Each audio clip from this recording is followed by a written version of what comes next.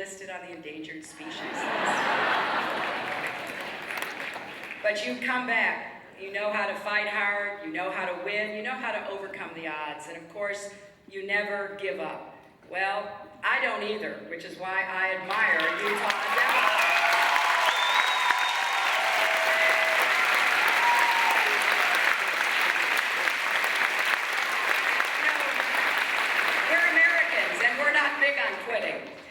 We take bold chances. We seek out the ideas that will work for the future. We're a nation of doers and dreamers and builders and innovators and entrepreneurs, problem solvers, even adventurers.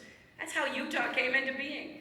Because people with the courage and the faith and the vision staked out a better future. And in this state, what we see are people who are starting to ask hard political questions again. What have we gotten from 8 years of Republican leadership? What has really been produced that we're able to point to and say with confidence, it will make us stronger and safer and richer and smarter as a nation? Now, I imagine that you have lots of friends, neighbors, and even family members who are probably wondering why you're here. Well, I hope that you can spend the next 10 days convincing them that they should have been here too, because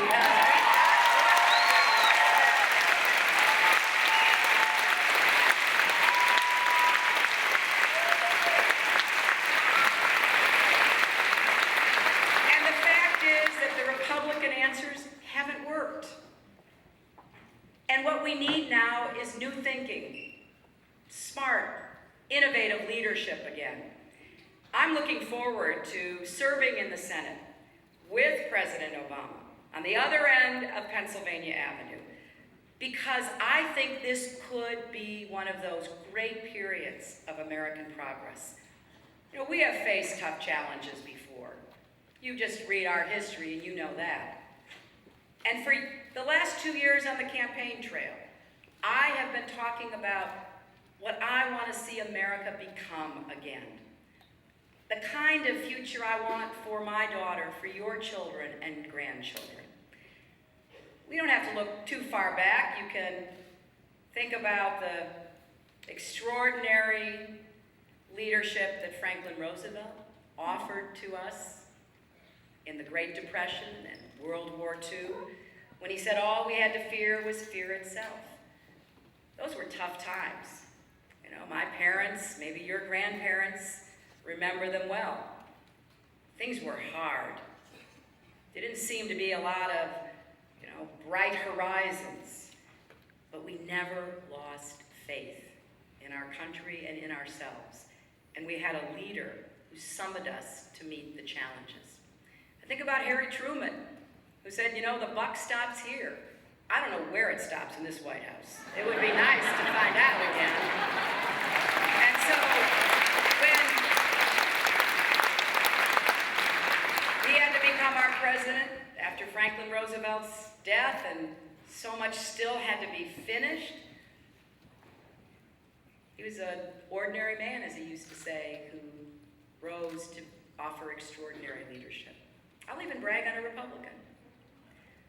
President Eisenhower came to office during the Cold War, made big investments in our country with the interstate highway system, put millions of Americans to work, made it possible for people to easily get to Utah.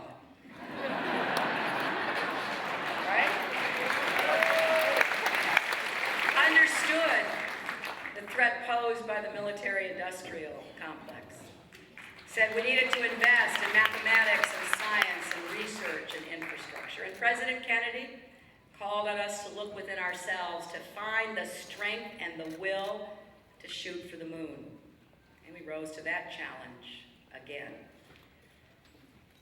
But after 8 years of failed leadership, I hear people saying, we're not going to be able to end our dependence on foreign oil. We'll never achieve universal health care. We no longer can win in the global economy. It's just too tough. Well, I reject that out of hand.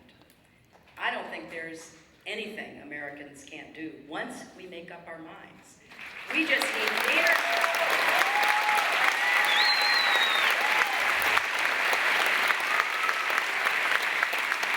That will summon us to be the best we can be.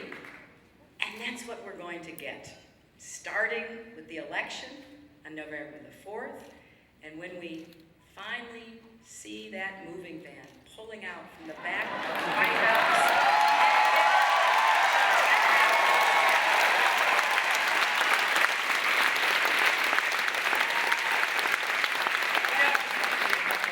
I am grateful for the support that I've received here and across the country, and I've been awed by the resolve and the resilience of our fellow Americans. People get up every day, work as hard as you can, don't ask for a lot, but you at least deserve a president who cares and a government that works. And if you're ready to chart that new course, then I'm asking you to do everything you can. Let's surprise people with how many votes we can actually get right here in Utah.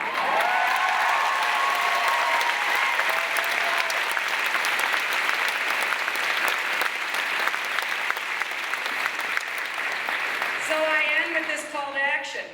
Hit the streets, knock on the doors, wave signs, make your case for our national, state, and local candidates, and for the changes we must make to deal with these challenges and solve our toughest problems.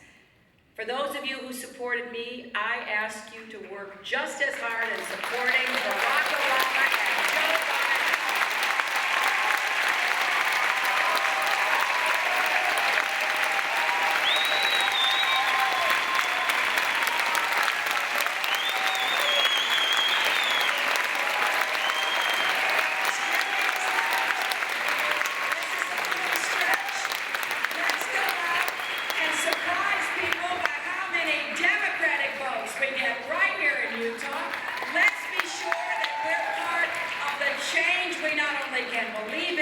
We actually make happen. Let's be proud and happy and excited because this is a great cause to be part of. And when we win on November the 4th, let's make sure we take our country back, put it on the right track.